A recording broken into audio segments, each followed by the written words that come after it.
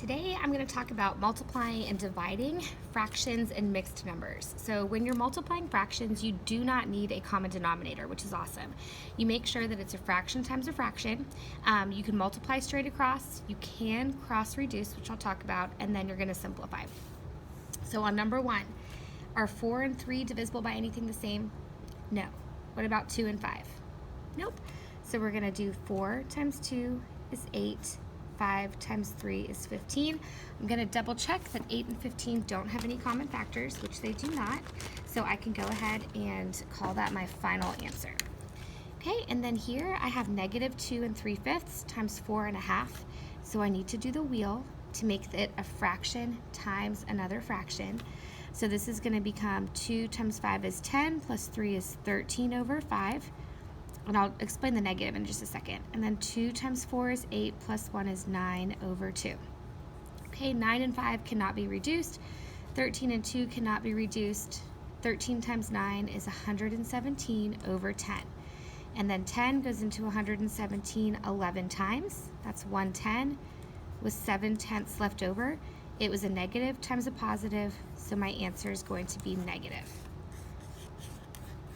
Okay. Let's look at number 3. We have 5 over 6, so 5/6 of 18. Of just means multiply. So I'm going to turn 18 into 18 over 1, and now this one I can cross reduce, right? 6 and 18 are both divisible by 6. 6 divided by 6 is 1. 18 divided by 6 is 3. So then 5 times 3 is 15. 1 times 1 is 1. My final answer is just 15. Let's talk about division. When you're dividing, you have to make sure that it's a fraction times a fraction, and then, a fraction being divided by a fraction, and then we're going to keep, change, flip. So I need to make this negative 4 over 1, and then I'm going to change this division to multiplication and flip my fraction from 2 over 3 to 3 over 2. Now, 2 divided by 2 is 1. 4 divided by 2 is 2. 2 times 3 is 6, and it was a negative being divided by a positive, so it's a negative answer. Okay, on number 8, I'm going to do the wheel. 4 times 2 is 8. 8 plus 1 is 9 over 2. And then 3 times 1 is 3, plus 2 would be 5 over 3. Okay, so I'm going to keep 9 over 2. I'm going to change division to multiplication, and I'm going to flip 5 over 3 to 3 over 5. Okay, nothing can cross reduce. 9 times 3 is 27. 2 times 5 is 10. 10 goes into 27 2 times with 7/10 left over. Okay, and then down here, okay, it says when you're trying to undo a variable being multiplied by a fraction, you multiply both sides by the reciprocal, because that's the same thing as dividing, right? Dividing by 5/3 right here was the same as multiplying by 3/5. So let's look at this solve problem right here.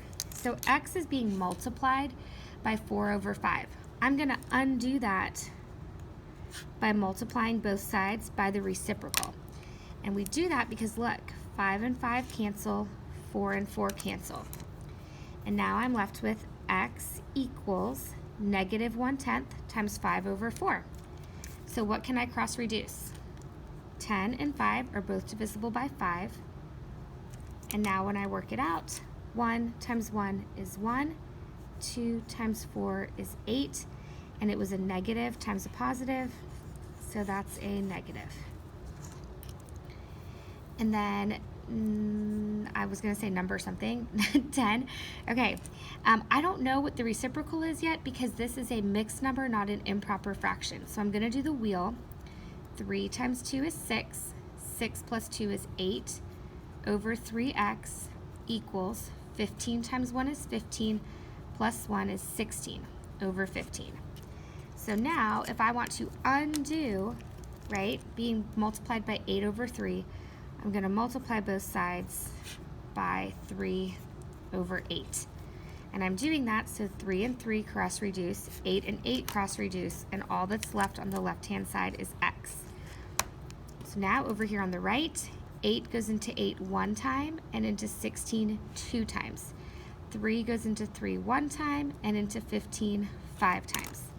So now I have x equals 2 times 1 is 2 over 5.